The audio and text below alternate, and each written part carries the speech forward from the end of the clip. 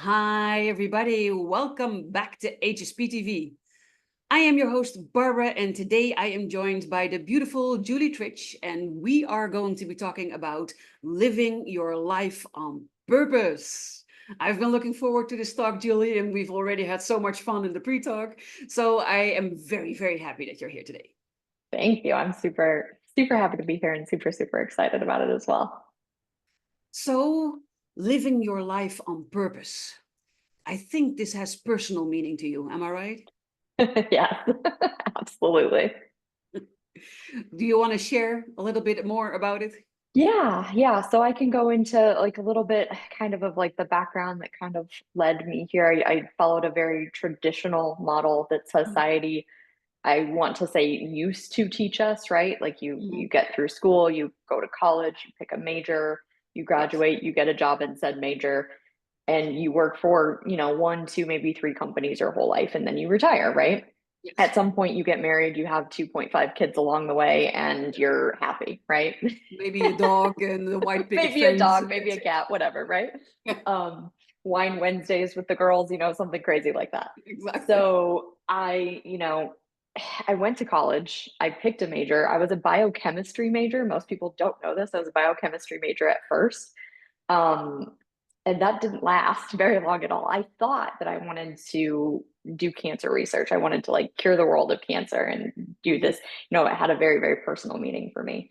Mhm. I get to school and I get in the major and I'm doing the classes and I do my first lab and I'm like, this is disgusting. Like you're shut in this room with like mostly artificial light.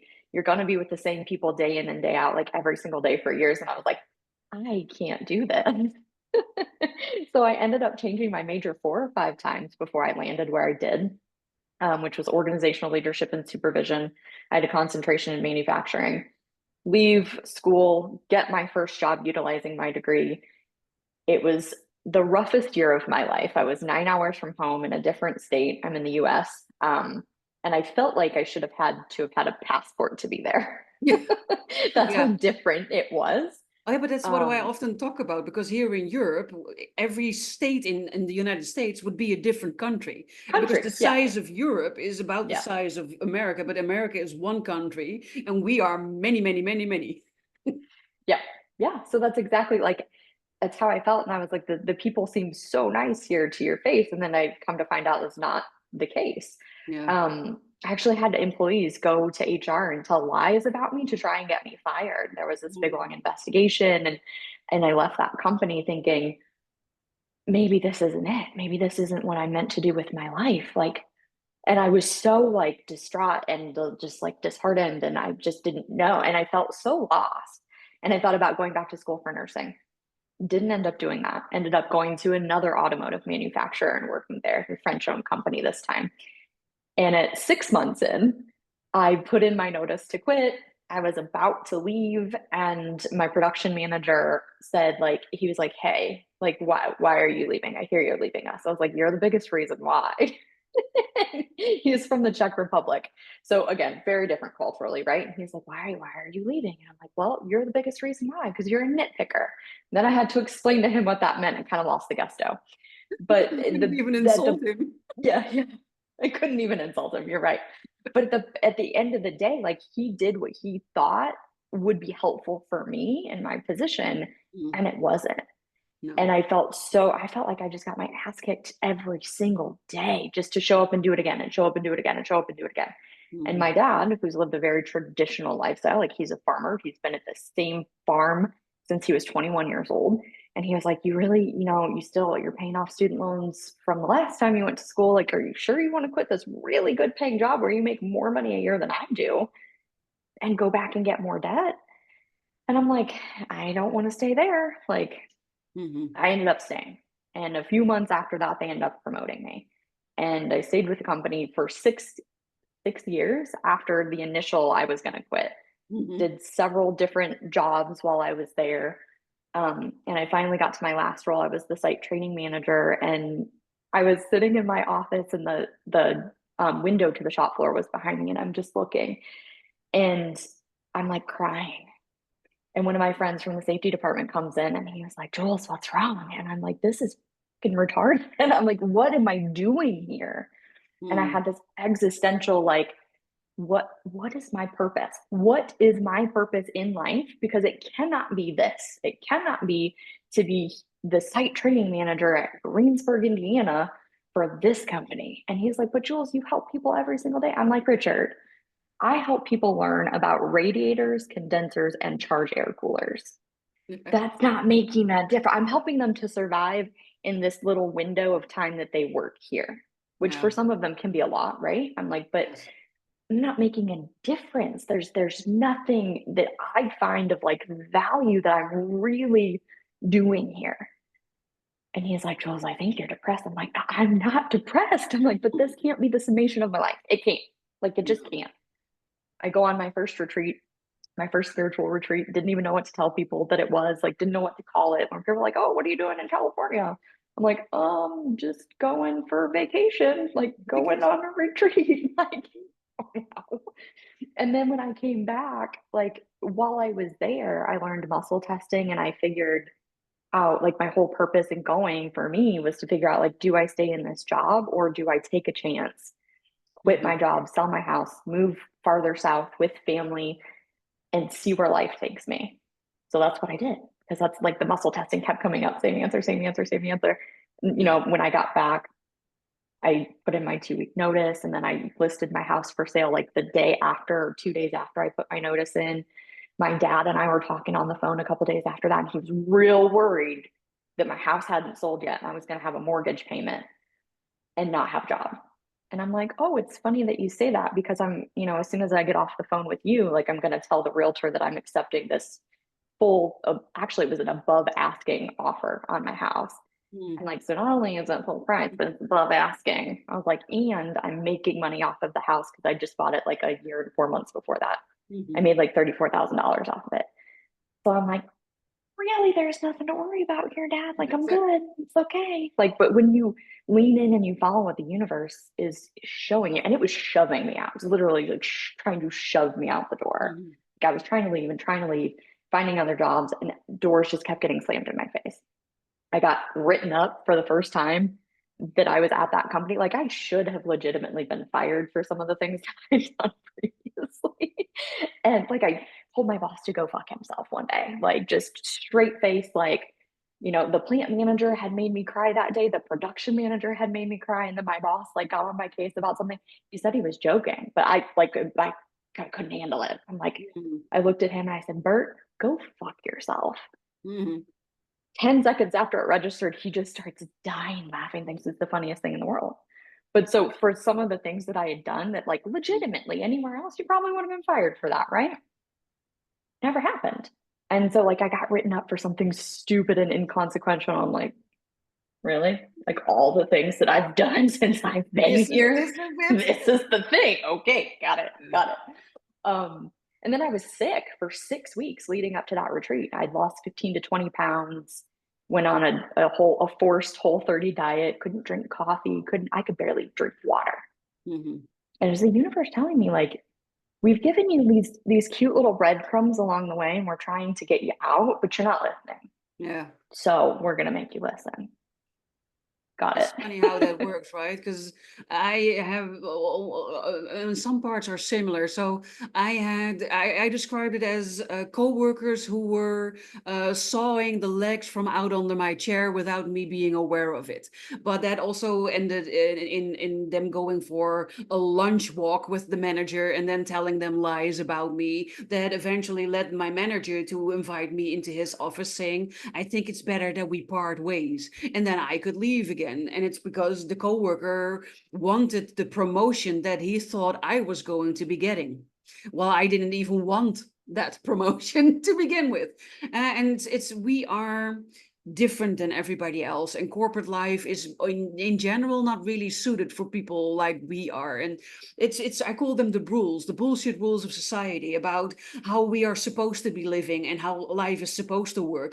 The find one thing that you're good at, find a study that teaches you how to be that one thing, find a job that allows you to be that one thing, then maybe switch jobs once or twice and then stay there until you go with pension, and find a good partner with need the 2.5 children and the dog and the white picket fence. And those are the rules, the bullshit rules of life. And for some people, they work. If you are one of those people, then congratulations. Please keep on doing that and love it. But when it doesn't work for you, like it didn't work for you, it didn't work for me, I am not a one type of thing person. And I am not going with the grain type of person. For the longest time, I tried to fit my square self into a round hole, and it sounds like you did the same, and it's just Yeah. not working. And in my case, the universe also kept nudging me, but I didn't know anything about it. And I was, I think, not only deaf, but also blind. And Yeah. unsensing. So in my case, it was at first a not so serious car accident. Somebody bumped into me because my car stalled when the light turned green, and they gave gas and drove into the back, right? So not that serious. And the next time it was very serious, and I had a severe whiplash, and still I had the tow truck tow me to work because I felt like I needed to work. Like you had to be there. Yeah. Right, this huge sense of responsibility. And in that time, half of the company quit.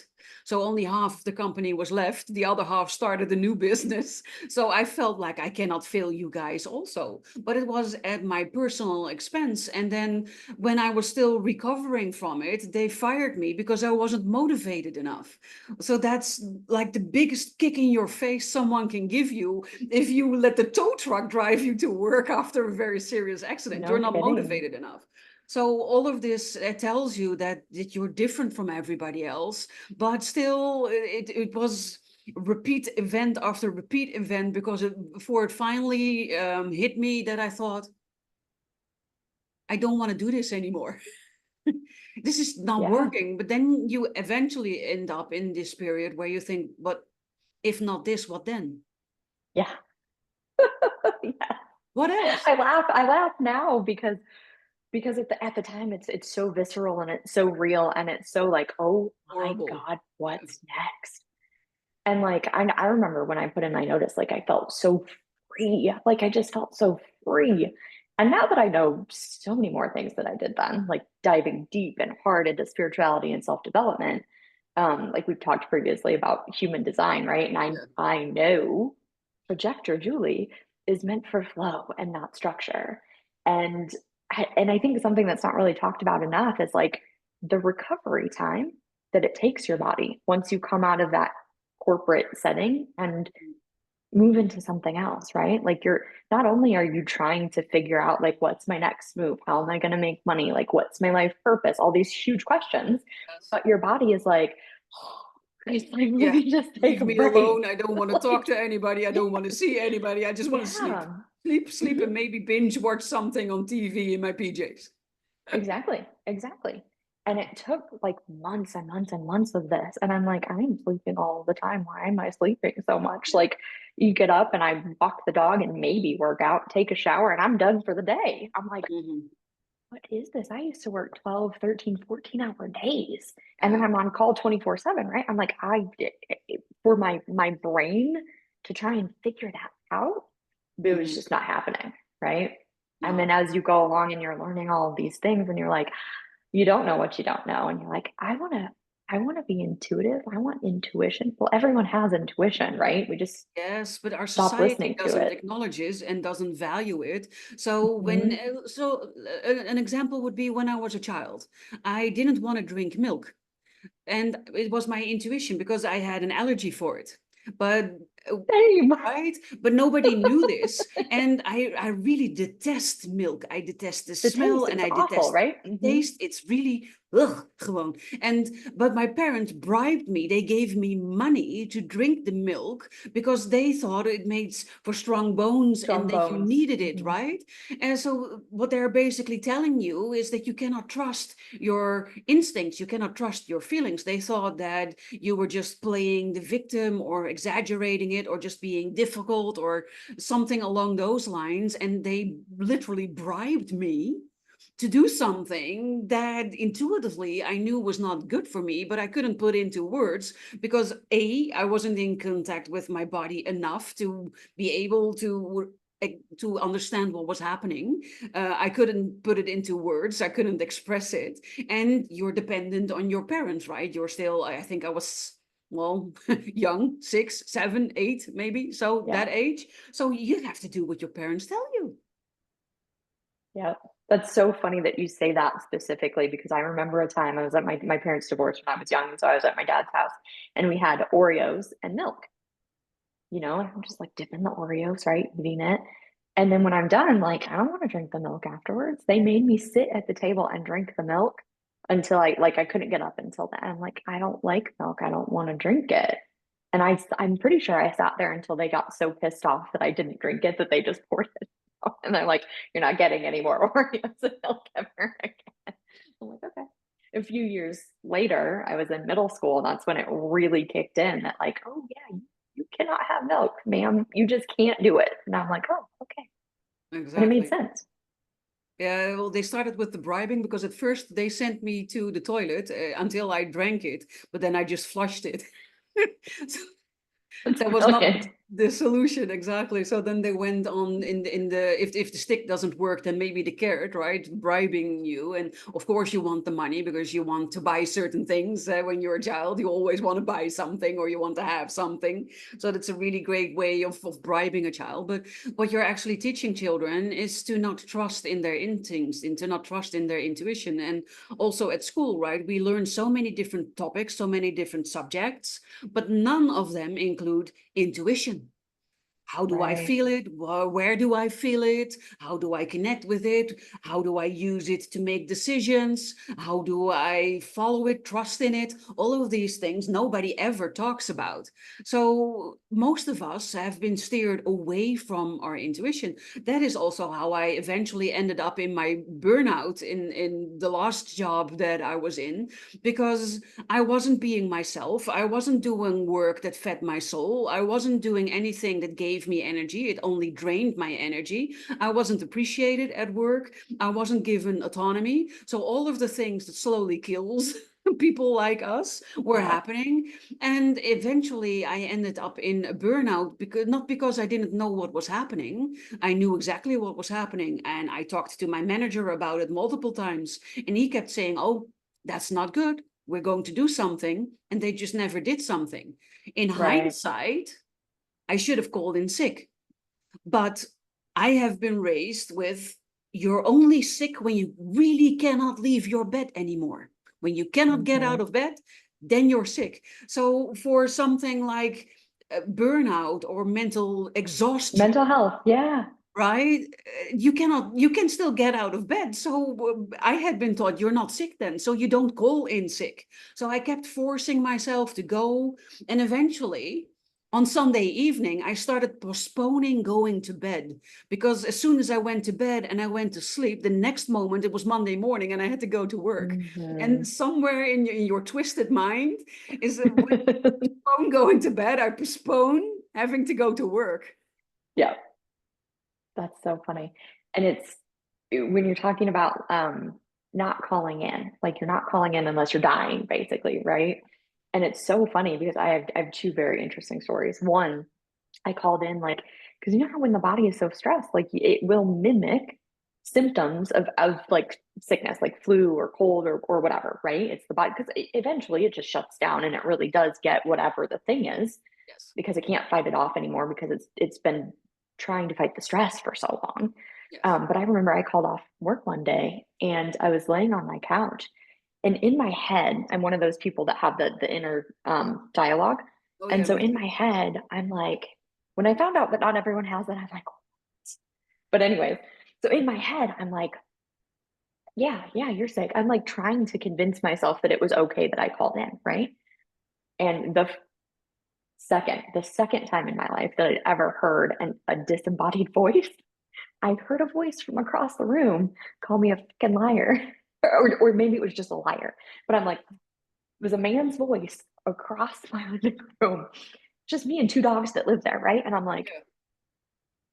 what is this? So then I started to question even more. I'm like, I'm not going crazy. I know that I really heard that, but like, why would something be calling me a liar? Am I really a liar? Am I really like not sick? Should I really have gone into, so that's a whole bunch of stuff there, right? But fast forward to the last 6 months that I was at my last employer, And I had gotten a really bad sinus infection, which through all of the work that I've done since then, I realized that's my body's way of shutting me down so it can clear out all of the toxic energy that it's been taking in. I used to get them 2, 3, 4 times a year, like really, really bad. Um, and so I did the whole telehealth, you call in, blah, blah, blah, whatever. And I'm like, okay, but you can't give me this specific medicine because I've taken it for so many years that I'm now immune to it. It won't work. And he's Mm-hmm. like, oh, we would never give you something like that. That doesn't work for this. And I'm like, okay, whatever. What are you going to give me? So he gives me penicillin. My brother and my father are allergic. I've never had an issue. I'm on these pills for, or no, it was amoxicillin, same thing. But I'm on Mm-hmm. it for 2.5 days, and then I start to get sick. By Monday morning, I have to call in. I'm the only one that can do our induction training for the entire site. Site's 1,200 people, and I'm Mm-hmm. the only person that can do this training. Like, tell me there's not something wrong with this. Oh, there's definitely But something anyways, wrong. so I'm so sick that I'm like vomiting and diarrhea through the night. Like it's so horrible. I slept on the bathroom floor. Like Yeah, I because get you up the couldn't leave next the toilet. morning. No, I couldn't. But I look in the mirror the next morning and I start to see hives on my eyes, like very, very light. And I text my dad. I'm like, hey, what happens to you when you take penicillin? So he calls me right away. He's like, what's going on? So I tell him what's going on. He was like, and I was like, I've got hives. They're not really bad. They're just on my eyelids, like maybe a little bit underneath the eyes, but you know, I'm gonna stop. I've stopped taking the medicine. And he was like, oh, just, get some Benadryl, like stop taking the medicine. You'll be fine. Like it'll work out of your system. You'll be okay. So I like called into the doctor, I think, and, just to make sure, whatever. And they're like, oh, you have to get here now. And I'm like, I can't physically walk down the hallway to the next bedroom. Like, because I walked down the hallway to the next bedroom because I hadn't been there a super long time and I saw things in boxes. I'm like, maybe I've got Benadryl in here somewhere. And I'm like sitting on the floor searching through these boxes trying to find Benadryl. And I couldn't find any. So I just laid on the floor for like 20 minutes because I was done. And then I call them and they're like, you need to get here. I'm like, I can't. I physically can't drive myself right now. Like who am I supposed to call? Like Ghostbusters doesn't do home visits to the hospital. Like that's just not how they work. So, No. like 3 days later, we had a huge visit from the upper echelons of France. They'd come in to do this huge audit, and like every department was being audited, and it was like I think a couple day long thing. And the HR portion was supposed to be like Wednesday morning at such and such a time. So I get up Wednesday morning because I had stuff that I needed to speak to in that visit. Like the HR manager couldn't do it. So I get up, pull myself together, take a shower, get some clothes on, come in, stop at CVS on the way in to grab Pepto-Bismol and saltine crackers because I didn't know how else I was going to get through the day. Go in, we have our little meeting. My piece of it goes perfectly fine. Like it's completely fine. It's no big deal. Um, they don't ask me questions. They don't badger me about stuff, which is very unlike them. But then I had to sit through the rest of it until we had another break, and then we left. And then my manager wants me to talk to me in her office for 45 minutes after she proceeds to tell me how awful I look. And I'm like, yes, I know. I've had an allergic reaction to medication. I'm literally here on Pepto-Bismol and these crackers that like this is the only thing that I've had for days. Give me just 1 second. Sorry about that. The dog came in and she's squeaking her toy. So if you can hear that, I apologize. But like I'm just so sick, right? But this is what corporate expects of you. And this is what they don't give a shit that you're literally like could have died 2 days earlier, right? Like if I'd kept taking that medication, that's exactly what could have happened to me. Mm-hmm. But they don't care about any of that. They just care that you're there to do whatever it is that they need you to do. Mm-hmm. And then that's fine. Oh, okay. Thanks for coming in for a couple hours. You can go home now.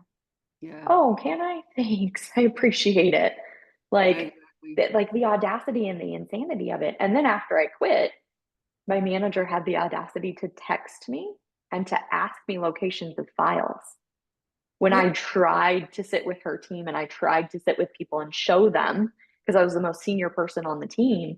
And I'm trying to show them like where all of my things are at and where it's located so they can, do whatever they need to do when I'm not there. And she had the audacity to text me and ask me locations of files and different things. And I'm like, no, I don't work for you anymore.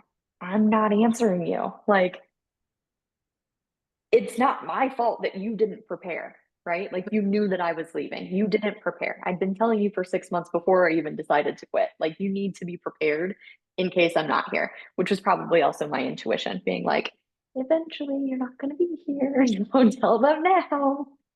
But yeah, Exactly. it's insane what we put ourselves through, what we go through, and then, and that's just like one part of it, right? That's just one part of the journey. So, and then the awakening happens.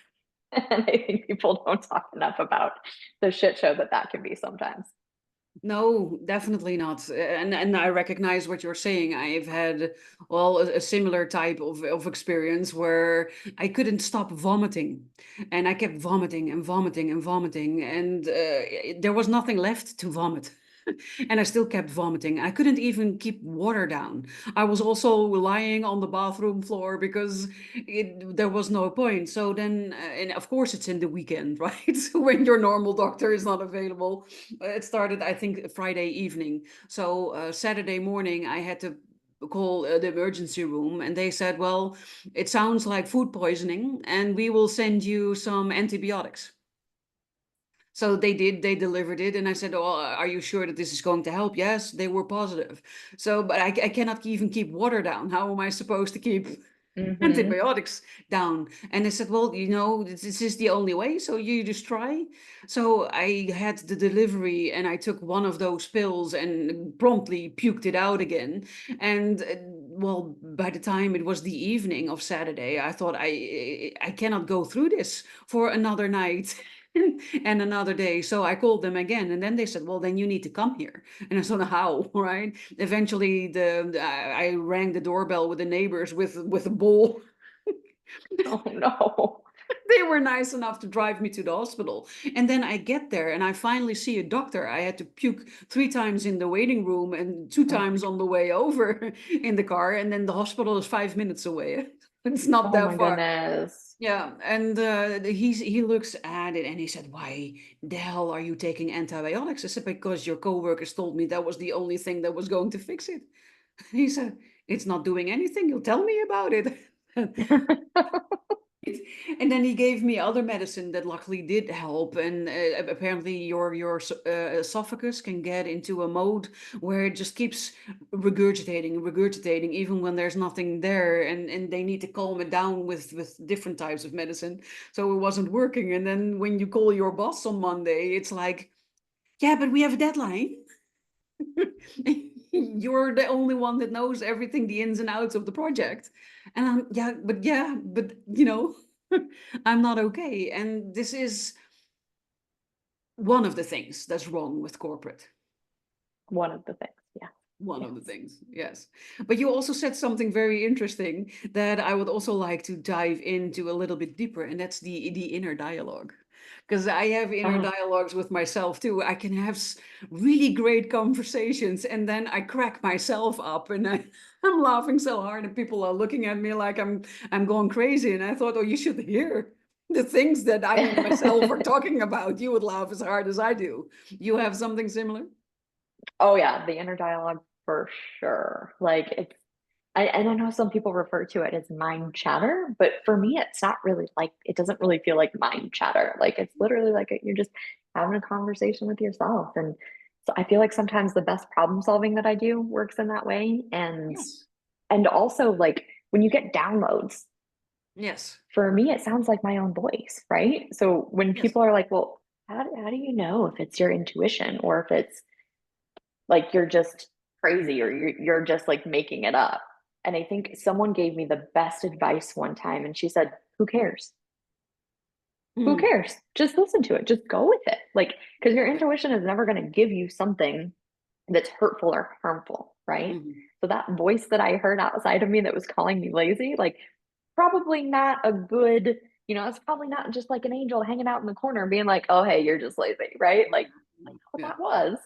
I'm pretty sure I salted the entire house not long after that and stopped watching those ghost shows that I used to love to watch. Oh, yeah, yeah. Um, but yeah, like the most amazing things that you can get, and for me, it comes in that form of like my own voice.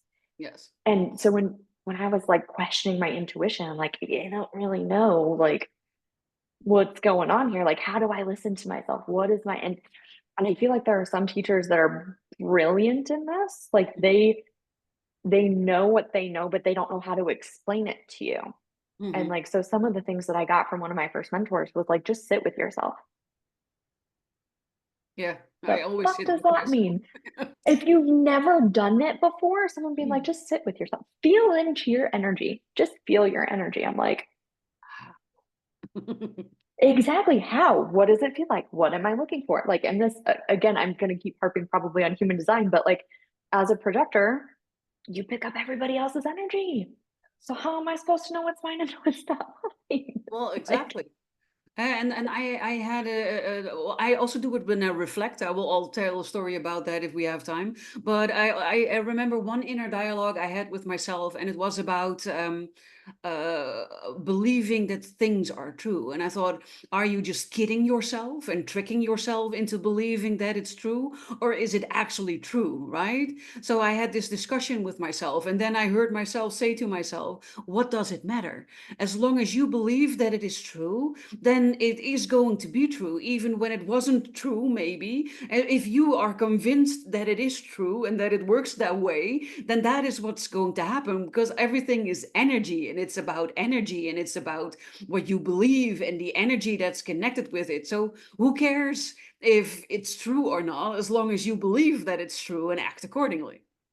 mm-hmm, 100%. But that's also, I think, such a great gauge to learn and to just to play with it and to get curious. But I know when I first started out, I put so much pressure on myself to get it right, to know all of the things, to learn all of the things, and to get it right.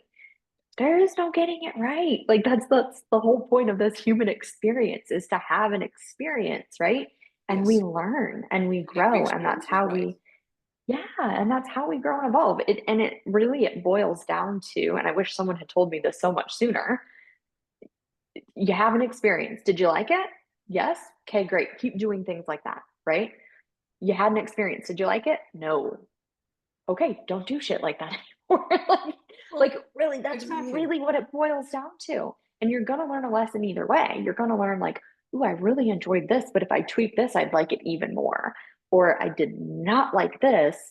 What's the lesson here that I get to learn so I don't repeat that thing? Because, And right? that's Like, exactly the inner conversations I have with myself. So something happened, and then I could say, Barbara, that didn't really go as planned. No, you're right. So, what did we learn from this experience? Well, that we don't have to do it this way in the future. Yes, that is indeed one thing. What else did you learn from this experience?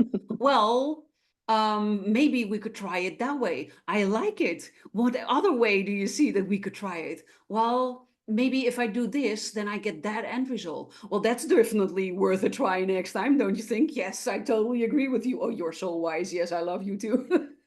you know, I love it. those kinds of inner dialogues with myself where I just crack myself up. But it's also about reflecting, right? Where you just look at, well, that didn't result in the end result that we were aiming for. No, definitely not. So what did we learn from this experience? Well, we learned this and this and this. Oh, excellent conclusions. So what are we going to do next time? And that's about it, right? If you can infuse the humor into the experience, because most of the time we're so hard for ourselves, especially people like us. We raise the bar really high, and then Mhm. mostly for ourselves, to a degree for other people, but we hold ourselves to such high standards, and everything needs to be perfect, and everything needs to be measured, and we often come up lacking, and then we can be, oh, you idiot, or other harsher words that we can call ourselves, and it's not helping. While if we can look at it from a humor perspective and acknowledge, well, that didn't go as planned. No, that didn't go as planned. Okay, so what else could we try, or what have we learned from it all? Yeah, this is really great stuff. Keep it going, and you can make it into a humorful, fun experience. Then it's not as heavy, because it doesn't have to be heavy. Everything is an experience, and many people think if you have choice A and choice B, and after either deliberate choosing or research, I don't know, sometimes people just choose something and they go for choice B, and then choice B doesn't work out. Then they say, oh, I should have chosen A, and they have all of these thoughts about it. But there is no guarantee that if you had chosen A, that the result would have been better. There are just two choices, and you do the best you can, and you choose a form. And if then you come to the conclusion that it didn't result in what you wanted, then you start looking at, well, what did go right, and what is the exact thing that didn't go right, and do I see a way of changing that, or is there maybe a different type of choice that I can make in the future? And then you take that experience and you take that information and you try to apply it to the next choice, and then maybe you choose A that time and it also doesn't work out, and then you repeat the process. Yeah. Yeah. And I feel like sometimes it's not even about the choice, right? Like it's No. about the journey. It's about the Yes. journey that we're, and that's one thing that like I so love people that have like all of these goals and are super like goal driven and goal oriented. And I'm like, at the end of the day, does it really matter? Like some of these things don't really matter, right? Like, are you happy? Are you healthy? Are you fed? Are you biting people's heads off? Or are you processing your stuff as it comes up? Like, where are you at? Right. And like, it's okay. Wherever you're at, it's okay. But I don't feel like we have enough people saying, like, it's okay. Like, you can feel like a colossal fuck up and it's okay. You can feel like the best version of yourself and it's okay. Like, I know one spiritual teacher that I've listened to. She's like, you don't have to be in the highest vibration every single day. To be in alignment is not to be in a high vibration. To be in alignment is to be exactly where you're at. So if you're feeling run down or in a bad mood, or you're sad or you're whatever, lean into it because that's where you're at. So you're going Mhm. to be the highest vibration that you can as long as you're in alignment. Like it's not Yes. about being happy and having fun all the time, and because this human experience isn't that all of the time, right? And I think that's what people think. Or have you ever had people say to you, like, well, that's not very spiritual of you? Like, what Well, does but I also that struggled with mean? it myself, right? Because eventually you're going to learn about the law of attraction and the law of reciprocation and all of these laws, and then indeed you start thinking, so I need to be in the vibration that matches what I want. Because that's what they teach you. Okay, so I need to be in the vibration that matches what I want. So, what is that vibration? That is love and happiness and joy. Okay, so then you start feeling I need to be in those feelings, in that vibration all of the time, because when I'm not in that vibration, what I want doesn't come to me.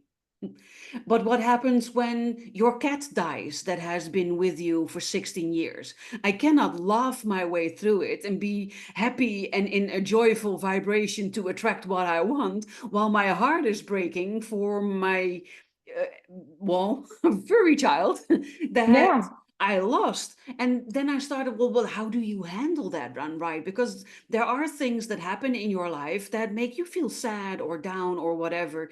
And there was this internal conflict for until I learned how to manage it between, well, being in the high vibration and in alignment with what you want, while also going through life and the motions of life and what is there. And that's why I love what you're saying, because it's not about forcing yourself to be the high. It's not. life is yin and yang. You have ebb and flow, you have day and night, you have warm and cold. There is always duality. So where there is joy, there is sadness. Where there's satisfaction, there is dissatisfaction. They belong together and you go back and forth. I think in the end, it is about not compounding it. So if you made a Mm. mistake, compounding it would be berating yourself and calling yourself names and making yourself feel even more shitty than you're already feeling after the mistake that you made. That's compounding it and that's making it worse. While if you just think, okay, I made a mistake. Well, at least I learned something from it. Or when your furry companion dies, then you are allowed to grieve for your loved one or your human. It doesn't matter who you lose or whatever happens, you are allowed to feel the emotion. You don't offer resistance, you also don't try to push the emotion away, you don't try to suppress it like so many people do. You acknowledge the feeling and you let it move through you. And one of the most important things I learned is to keep on breathing, because that was one of the Yes. things. Whenever I was really upset, I would stop breathing, Hmm. would lock up, and I would we be there, right? So when I lost my feline friend, I was really, really emotional, and I went into the woods and I kept my mouth open to keep on breathing, and it was like waves of grief that were coming, and I cried and I shouted because I thought, well, I'm in the woods and nobody can see me, and if somebody sees me, then your problem, not mine. And I let the waves of grief go through me, and I think I walked for 3 4 hours that way, for keeping reminding myself, breathing, come, stay breathing, keep breathing, and staying with the breath, and then staying with the waves of emotions that were coming, and just acknowledging it, acknowledging the hurt, acknowledging the missing of the person or the animal that you loved so much, and then working through your grief. And by the time I left the woods, I was still sad, but I had worked through all of the emotions. I allowed them to be there. I didn't judge them. I didn't label them. I didn't suppress them. I just allowed them to move through me until they have moved through you. And then you need to learn to live with what happened. But that's doable if you acknowledge the pain, the hurt, the grief, and everything that comes with it. Yeah. Yeah. It's so beautiful that this came up. Thank you for sharing because I was on a walk earlier today and my dog hurt her paw 2 days ago. And so she was not allowed to walk or yesterday. So she was not allowed to walk today with me. And it took me back to a couple years ago when I lost my other dog and we were together for 13 years, the hardest years of my life. And I Mhm. had this like moment of sadness and I lost him in 2021. And and I'm like, why is this here today? Like, this is interesting, right? I'm like, okay, I can be sad, right? Like, I love him, I miss him. Um, but this is life because of this conversation, right? And that year, I know 2020 was very difficult for a lot of people, but for me, 2021 was my 2020. Like, because I lost him a week after his 13th birthday, a couple weeks later, stopped being friends with I told my best friend, like, I need to take a time out and take a break, who is now my business partner. Um, then I lost my first spiritual mentor, and then I lost the very next month the person um, that had connected me to that mentor. So it was a lot of loss. It was a lot of transition, and I can promise everyone who is listening to this, like whatever is taken from you or feels maybe like it's been taken from you, it's not taken from you.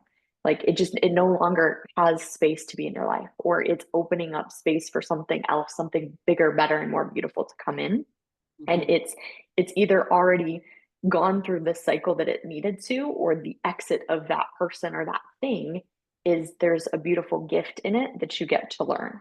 And Yes. for me, like losing, his name is Mowgli, losing Mowgli, it was for me to fully know that I could be okay on my own, like that I could do life without, because it was like a child, it was like in Yes. our souls were like so intertwined. Like someone was doing energy work on us on the way to the hospital to see like what was there any potential for us to save him.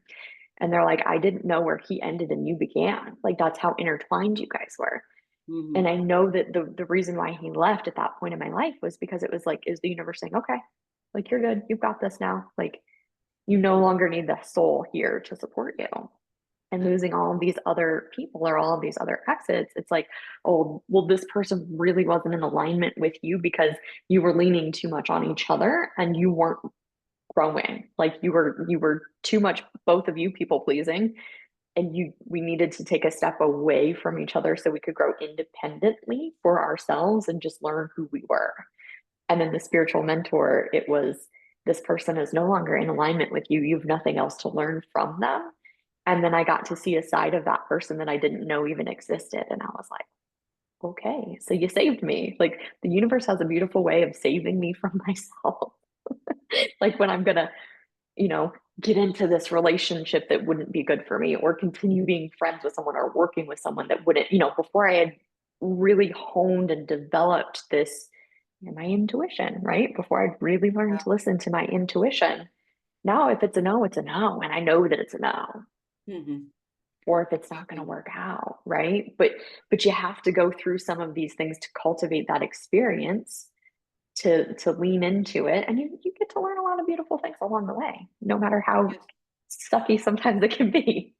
I love that you're sharing that. I had a similar period, but in 2018, where I lost my Zoe. She was with me for 14 years. I lost my grandmother, my mother, my brother, and a best friend of mine committed suicide in the span of Oh two my weeks.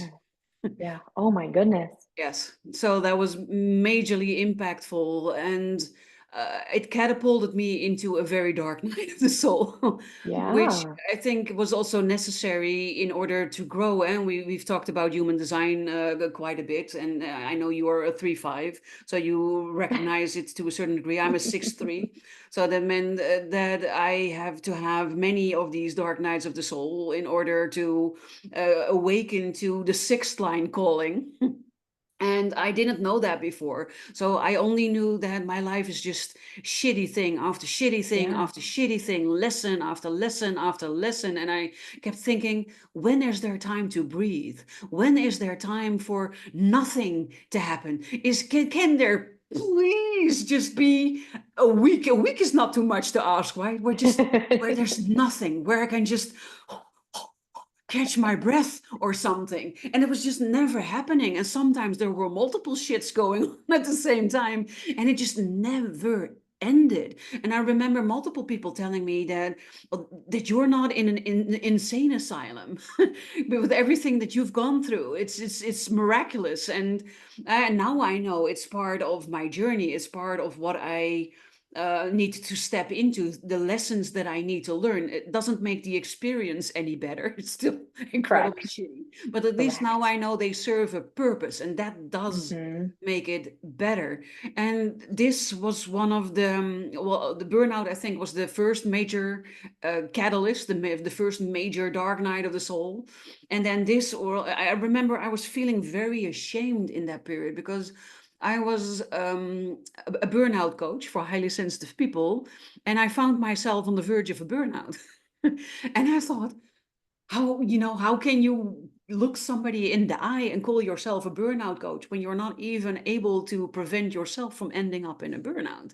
I felt a lot of shame about it until I realized that losing 5 people, I still call my cat also a person because it's like my child. Absolutely. Losing five Absolutely. people in 2 weeks is massive. Nobody can prepare for that massive amount of loss. So, of course, you're gutted. Of course, you're raw. Of course, you're on the verge of a burnout. It's not about avoiding ending up in a burnout. It's about showing people that now that you are on the verge of the burnout and you're realizing it, what is next? What do you do now? Leading by example, showing how Hmm. to avoid going in the abyss when you're at the edge of the abyss, and taking a step back and taking really good care of yourself. So I took a sabbatical of what turned out to be 6 months in the end, or longer, maybe even, just to process everything. But there are so many beliefs that we have about, well, like I said, the shame I was feeling, that was part of beliefs, but also I cannot just take off. How is the money Right, going to come in? right, Right? right. And I think that's a huge because the paradigm of society and for those who know human design, it's built around generators, correct? And manifesting generators probably. But the people who are like, go, go, go, go, go. And not all of us are like that. No. So, and we don't learn and we don't step into like it's okay to not be like that because not everyone's meant to be like that. Mm. Um, and it's just this beautiful journey that you get to let. And I know that for me, like as a projector, I'm like, give me 4 to 6 hours in the morning to just let me like ease into my day. um, Yeah. but learning that balance for yourself and really what works for you, and it can be different from season to season, and it's okay to change and to grow because you do. As you change, you grow, you evolve. Like your seasons look different, your days are going to look different. And shame is one of the biggest things in society. Like I just realized yesterday that I have a tendency in this current season to like lash out and want to blame other people for things in my head, right? I don't say this to them, Yeah. but it's because I have shame around something within myself that I don't want to look at. My ego is like, damn, we're not gonna look at that right now. So we're just gonna steer it over here. We're just gonna go look over here instead, right? When really it's because there's shame there. There's shame around like around certain things that I get to look at right now, and I get to be like, okay, well, why is there actually shame there? Like, what is it serving? Like, what's Yes. it serving me? What's it serving someone else? Like, it's not right. Like the shame is not. I don't know where the fuck shame came from, right? But like fear, I I think it's get. I also one of the understand. rules. Probably. But like fear, I get, right? You have Mm. love, you have fear, and fear is also there to keep us physically safe. So that one makes sense to me. But shame, I'm just like, where did this Yeah. come from? It's It came definitely from, one of the rules because it has to do with how you're supposed to be acting and how yeah, you're supposed to lead by example, for instance. Or my mother used to tell me, "Oh, you're the oldest one, so you're the wisest one, so you need to give the good example for your little brother." And hmm he got to get hmm away with everything, and because I was the yeah, oldest and needed to be the wisest, everything was always my fault. And yeah, so it's I think how you've been raised and the beliefs that you get taught by your parents, by society, by school, by religion. yeah, Religion is really great yeah. on pouring Because on the when we shame, we can control, right? yes, It's a control mechanism. yes, So that's fun that I probably wouldn't have made that link so quickly of like the shame is this control mechanism and it's the way that others are controlling us, but also especially like government and religion and things like that, right? Like if they put those mechanisms into place, then they can get us to do whatever they want us to do. yes. So, and but then we pick it up and we do it to ourselves, right? So, Yeah, and oftentimes we are not even aware of it. So I think it starts with awareness. It starts with yes, becoming aware of yourself. You're becoming aware of, "Oh, this life is no longer working for me. Has this life ever worked for me?" Now that I come to think about it, and then becoming aware of, in I think in first instance, everything that you don't want, everything that's making you hmm miserable, everything that's not working out for you. And then if you have the courage, because it takes a lot of courage, you go deeper, you go looking into why is this happening and what is my part in it and how can I heal it. Because for me it's not about blaming my parents. I think my right, parents did the best they could with the means available to them at that time. And they are also the hmm product of their upbringing. And my grandparents are also the product of their upbringing. And their parents yep, are the product of their upbringing. And being born in a European country, and then especially a European country where the Second World War was actively fought, it makes a huge difference, a huge impact on the family system, and hmm the way that my grandparents raised my parents, for instance, and the things that yeah. they taught them to keep them safe. Safe. Yeah. Yeah, 100%. It's so, and I love, for those who don't know or haven't thought about it, if you think of like the generations in the family line, think about how like every woman, like you're born with all of the eggs that you're ever going to have. So your mother was born, so you were in your mother when she was inside of her mother, and it just keeps going back and going back. So I love that tidbit to share with people because people love to have like the scientific links, right? Okay, let's talk about generational trauma. Let's talk about ancestral shit, right? Like it Yeah. literally is passed, and you can have what is it up to like three different generations at one time, Yeah. all in one sphere, right? And see, and you're compounding that over time, like you talked about compounding earlier. And so like it's a real thing. It's a real thing that gets passed on.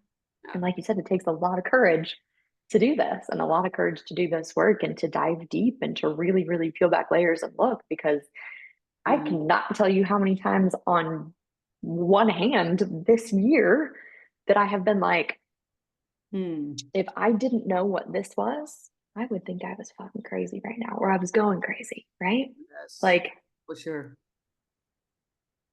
Isn't it beautiful though that you can also see how much you've grown? yeah, Sometimes it feels yeah, like two people because I can see something and then yes, I can see, oh, my old self would have blah blah blah blah blah blah, and now I can yeah, see how my old self would have reacted, but as my new self or myself yeah, coming, I yeah, can now respond differently to it, but see the entire grand picture of things, which is why I don't think I'm going crazy. yeah.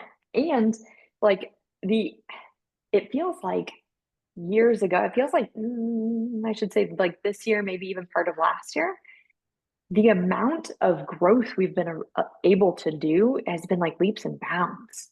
Oh yeah, and it's becoming Right, increasingly, yeah, yeah. Like I feel right now, the person that I am right now today, 2 weeks ago, yes, 3 months ago, completely different people, which is also like interesting when you're looking at trauma and the things that have happened in your life, because like you said, like that it feels like different people. Like there hmm, are things that happened to me in childhood that took a very long time to work through and a lot of, looking and digging. yes, And now that I look at some of those things and I'm like, it doesn't, in most instances, it doesn't feel like those things ever happened to me.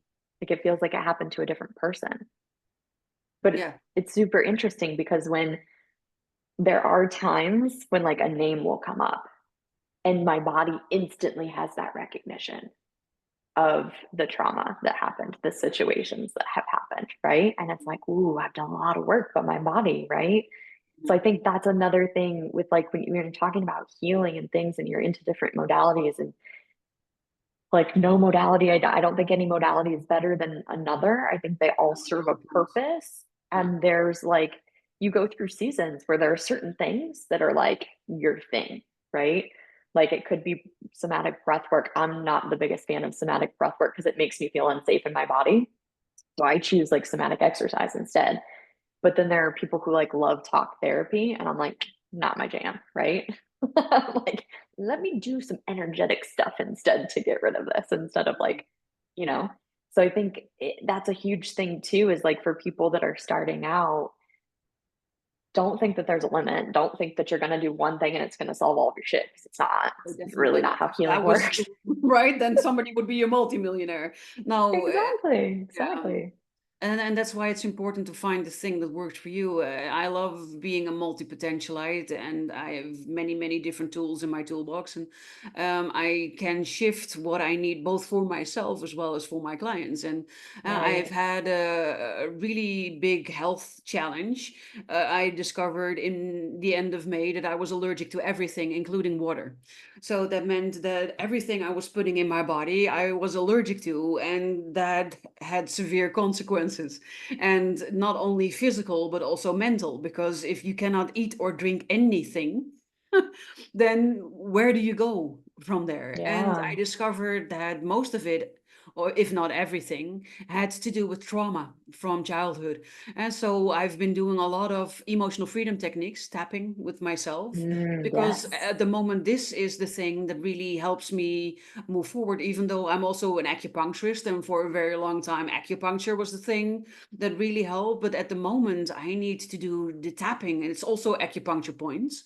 So it's still related, but it's the gateway of releasing lots and lots of stuff. And it has to do with so many things. I will not start talking about it, because then we'll be here for another hour. But it's interesting how that works, and how beautiful it is that you're able to shift modalities, and that you're able Hmm. to, well, heal yourself while you're also healing others.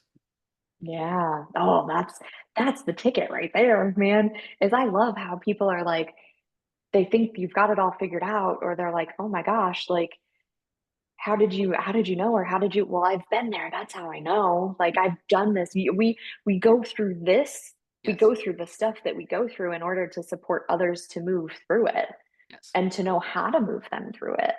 And that's the beautiful thing, right? Like it's all of the modalities, it's all of the intuition, it's all of the everything. And Especially the as a tree line. yeah. Yeah. And but and in that way, you're able, like I'm able to connect so deeply and so quickly with people. Hmm. I was just talking to my best friend and business partner, I don't know, maybe a week ago. Her son and I, her youngest, we have a lot of things in common. And he's a feeler, like deeply, deeply feels. Hmm. And I don't know that she really, it's like, how do you help him move through that? And I'm like, he also was thinking that everyone feels as intensely as he does. And it's like, oh no, like that's a gift, but it's a double-edged sword at the same time. Yes. And I was telling her, like, growing up, I used to be able to, back when AOL was a thing, Oh yeah. dating myself here, but I used to, I could be online chatting with people, like people that I went to school with, right? That we Yes. weren't exactly friends, but we ran with some of the same people kind of thing. And we would be, just chatting back and forth. And I could get this incredibly intimate detail just like downloaded into me and typing it out. So I had no idea, right? I didn't know that I was like what I was tapping into, or that I was tapping in, or any of this stuff. And I would get the most amazing, like deeply detailed stuff. And they're like, how did you know that? I don't know. I don't know what I know. I just know that I know it, right? And then you start to feel different, and you're like, well, not everybody can do this. Not everyone, not everyone. Oh, that makes me different. And I don't want to be different, because we're taught that we should be, like everybody else. So then I'm like, kind of move, and this is the same with intuition, right? Because that's an intuitive sense right there. But it's like Yes. then we start to move away from it, because we're like, other people aren't acting in this way and aren't doing things like this, so that makes me different. And the herd and pack mentality is like, I have to fit into the pack or else I'll get kicked out and then we'll die. Right. Yes. So we detach ourselves from our gifts in that way, Yes. because we don't have other people to talk us through it and be like, it's okay. I'm the same way, or I've been there, or I've done this Yes. and that and the other. Yeah. So such a cool thing to be, to be able to be like, oh yeah, I was like that as a kid and I used to do this stuff. And she's like, oh my God, that's the coolest thing ever. And I'm like, it did not feel cool then. Like, it did Yeah. not feel cool. Like, I felt like I was just this super weird, like, and I had this memory, like, I remembered like everything all of the time, to a weird degree. Not like photographic, but just like to a weird degree. Now, because I spent so many years deconditioning that, sometimes I don't remember what I had for breakfast. And I know it's not just old age, because I'm not that old, but like I've just deconditioned myself, right? Because people are like, oh my gosh, they would point it out, and normally in a loving way. But to me in my brain, I was like, oh, that means that I'm different and I can't be different. Like, to survive, I can't be different. Exactly, but that's I always say, but people can be divided into groups. You're either a sheep or you're a goat. When you're a Mhm. sheep, you follow the herd. You do exactly what you've been told. And when somebody says jump, you jump. And when they say take the COVID vaccine, you take the COVID vaccine. So you're the good girl or the good boy, and you do what is expected of you. That's the majority of the people. And because it's the majority of the people, when you're a goat, you think, oh God, there's something wrong with me. Yeah. And especially when you're young and you're impressionable and you are not sure of Hmm. yourself yet, when everybody you meet seems to not think like you, not act like you, not talk like you, not value the same things as you, not like the same things as you, then you start to think, well, there's something wrong with me. So if I look Hmm. at my biggest transformation is that when I was young, I seriously thought there was something wrong with me, that I was broken and that I needed to be Hmm. fixed. And now I think, Hmm. well, there's something wrong with me, but I'm loving it. It's making me unique. Absolutely. Absolutely. Right? So I am Yeah. weird and I am strange, but I see it as something positive. While before I thought I was weird and strange and it was something negative. That is the biggest transformation. And I remember when I found out that I'm a highly sensitive person and I'm an empath, and I went to my mom and I said to my mom, oh, I finally figured out what is wrong with me, because I still thought there was Mm. something wrong with me. And I said, I am a highly sensitive person and I am an empath. My mother looked at me and she said, yes, child, I know. I am one too. That's not something to be proud of. Oh, And no. I was flabbergasted and I thought, well, why not? Right? Yeah. I didn't understand. And this is what I talked before. My grandmother actively saw the Second World War happening. And people who Hmm. were weird, people who were different, Oh, they were sent to concentration camps and they were killed. So my yeah. grandmother taught my mother to be just like everybody else because she truly believed that that would be in my mother's best interest, that that would keep my mother safe and that might make my mother's life easier. It resulted in my mother completely disconnecting from her emotions and completely disconnecting from everything and anyone that she is, to the point where she cannot even tell her children that she loves them. So she then also didn't provide guidance in Right. understanding myself or working with my gift, because my grandmother didn't do that with her. And I'm not even sure if the parents of my grandmother did it with my grandmother, to be honest. So that's how you see what a big difference it makes. But I also came to realize that part of the journey that I am on, and that's through human design and the gene keys, is that this was meant to happen. I was Hmm. meant to trial and error. You recognize that's the third line. So Yeah. to have Hmm. lots and lots of experiences and to figure everything out for yourself in order Yeah. to have that strong foundation. Because for people who are not very familiar, both the fifth line and the sixth line are teachers. But the fifth line is a teacher that teaches solutions, while the sixth line is a teacher that teaches people how to do it themselves, how to find solutions themselves instead of teaching an actual solution. But you cannot teach people how to solve their own problems if you've never had any problems to solve. Yeah. Yeah, that's so true. That's so true. And it also makes sense. I always had this really huge, like, I don't want to say trigger because I feel like that word is overused, but this really visceral response when someone say, "Oh yeah, I know how you feel." The fuck you do? Like, have you been through that? It would Have you? surprise me, is my response. That's a good one. That's a good Yep. one.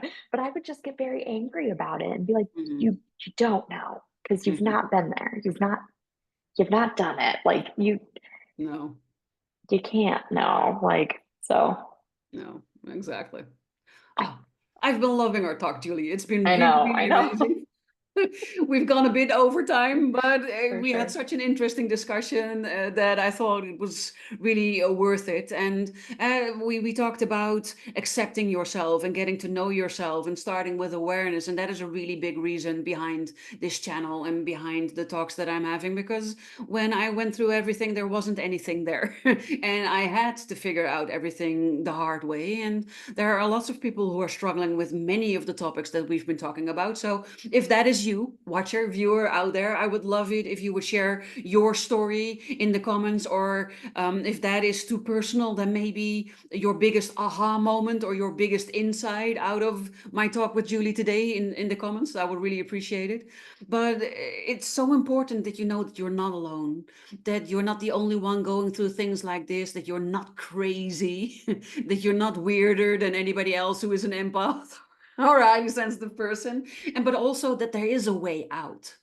that life does get better, because when you're at the beginning of your journey, you're mostly hindered by the downsides, the overwhelm and the exhaustion and the being different and the not understanding and the loneliness that can come with it. And it's by accepting and embracing yourself and working on yourself and getting to know yourself really well and all the facets of what make you you, that you start moving out of that, well, negative shadow type of state, and you can move into a state where you find your calling, where you find your purpose, where you find your joy, and you find friends who are like you, who understand you, who love you, no matter how weird you are, and that will be there for you and support you, just like you would be there for them and support them in their hour of need.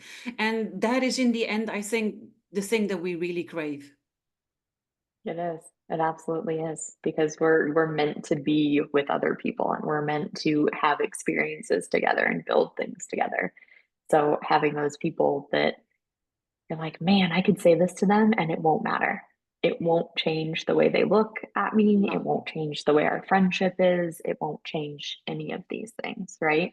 And exactly. oftentimes people like us, we don't find that with family. We're very lucky No. when we do find that within the family unit. I know I just visited my parents this past week, and I just remember sitting there and being like, yeah, there's really nothing that resonates here anymore. No. Like, it's just not.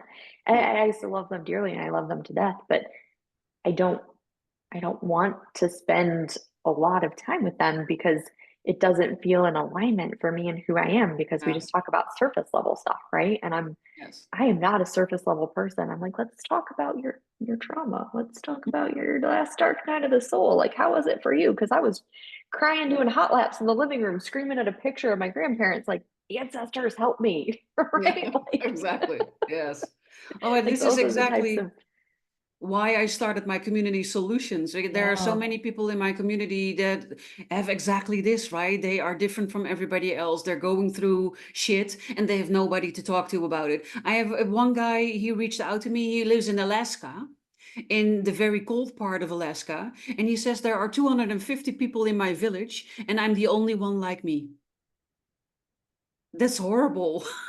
yeah, So I said, I can yeah. only imagine how rough that must be at times. So then you can find a family outside of your family where you can talk to about these things, where you can share an experience and you don't even have to say anything more because they know all the other stuff, the feelings and the thoughts Hmm. that came after it, and where you can be safe and where you can find the support and the love that you need. Because in the end, we all need it.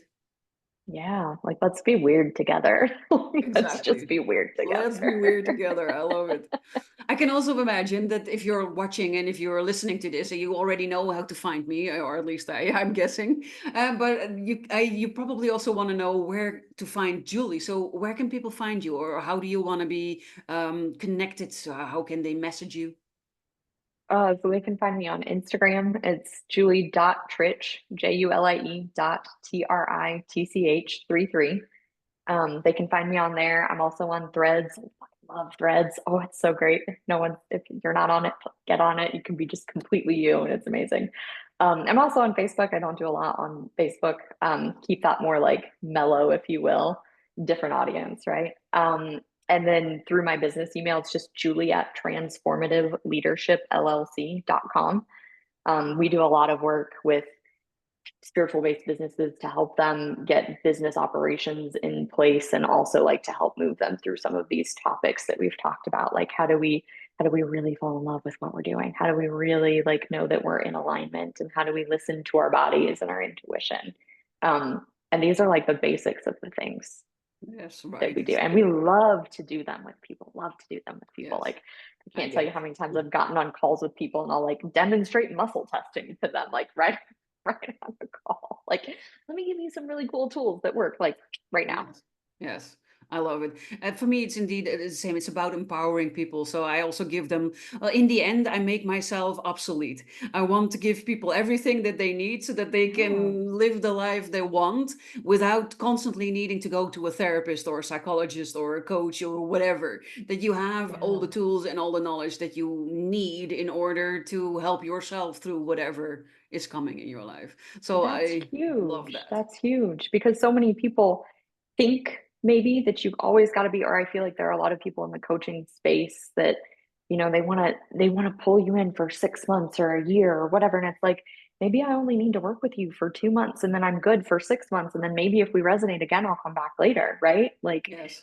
so I think like a little PSA here, if I can at the end, is like, if you ever find someone who's like, you can only work with me and the only person you can be working with for this time period, run. Run as Mhm. fast and as far as you can. And it should be a natural conversation. And it should be like, if I can help you, fantastic. We'll figure out like what works best for you. But if I can't, I'm not going to try. Right. Like, I'm not Exactly. an expert at human design. I know some things I can give you a little tidbit here and there, but it would be beneficial for you if I referred you out to Barbara or if I referred you out to like someone else who does that is not me because Yes. I know this much, right? But other Exactly. things, I'm your girl, right? So Yeah. it's like, how do you fit? Where does it fit? Does it fit? Because it Mhm. maybe it does and maybe it doesn't. And there's nothing wrong with that either. If you don't align with like a coach or with someone and it doesn't like don't like you said earlier, this the square peg in the round hole. The same thing is true of mentors and coaches. Like, don't try and work with that if it doesn't feel right, if it doesn't feel in alignment.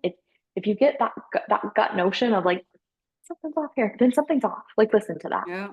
I There's even no had shame in last that. week, I was listening to a 3-day boot camp thing. I almost never do that anymore because yeah, they usually have a certain structure that, but this one was actually quite good. And it wasn't actually that they told me a lot of new information, but they presented it in a very chronological, clear order. And it made a lot of sense to, it was things that I had acquired or knowledge that I had acquired in 10 years, but then explained in 3 hours. So that was really great to have it there. And then they offered a free energy reading. So I thought, oh, let's do this. Because I was quite impressed with the Indian guy that was there. And he could read your energy and he could see exactly which chakras were blocked. And I thought, well, let's try this, right? And he managed to tell me things that I had never met him before. He only asked in the beginning, hey, how are you doing? Is it okay if I tap into your energy? I gave him permission. He took a couple of minutes of quiet time and then he started telling me things about myself that were spot on, right? So then I know, okay, so you're the real deal. And he told me, well, you have a block here and you have a block there. And I thought, well, yeah, that's sort of the conclusion I also came to. And then one that was surprising. And then he wanted to put me in the program that he was doing with somebody else that was going to be a year-long program. But I didn't want to go in that program. I didn't want to go in a group program for a year long. So I said, isn't there a way that I can work with you? And yeah, the program. I said, well, okay, well, thank you for your time. And then I left Yeah, because I only wanted to work on the specific things. And I thought 1 or 2 sessions with you would probably solve this. And then yeah, I'm there. I don't want to do this whole blah, blah, blah thing. yeah, yeah. I think that's key too, where you said like he asked you for permission to tap in. I Mhm. can't tell you the number of times that I've had people be like, "Oh yeah, I tapped into your energy field," and I'm like, "You did what now? Mhm. Like, did you ask me if you could do that?" Yeah. Like, that's a very sacred thing. Like, that's Yes. like It's about so. respect. When you ask, you It showing is. respect. Yeah. It is 100% because just because you can doesn't mean you should. No, and that's also what a lot of people struggle with. They have these gifts and they have good intentions. They really want Yeah, to help people. And then they see certain things or they feel certain things and they feel called to share them with people who didn't ask for it. And then they yeah. feel hurt and upset when it's not met with joy. But yeah, I'm gonna meet you with a lot of things that are definitely not joy if you do that to me. Right? And just because you can and just because you feel doesn't mean that you should. And I've also learned to ask people when they come to me, do you want a shoulder to cry on? Do you want to have a constructive feedback? Or do you just want to rant for a while and Yeah. talk to someone? Because then I know Yeah. what mode to step into to do what you need. 100%. That's what my business partner and I do too, is like, okay, do you need advice? Do you need support? And if support is what you want, what does it look like for you right now? Or are you just venting? Right? Because like you said, that tells you which hat to wear. Exactly. I love I it. love it. So thank you so much, Julie, for Thank being here for you. this really wonderful talk. And thank you if you watched it until the end. You're amazing. I love that you're here. If you are new to the channel, I would love it if you could subscribe to the channel, maybe hit the notification bell so that you also get notified when another wonderful interview hits the tube. And if you could share it with your audience when you think that this was a really powerful message, then we would both be very grateful. The links that Julie mentioned and also the links to contact me or to join my community solutions will all be included in the show notes, probably below this video or maybe to the left, the right, or somewhere around, but definitely in the description of this video. And for today, I wish both you, Julie, and everybody watching and listening an amazing rest of your day, and thank you for being here. Thank you so much. Bye, everybody, and see you next week.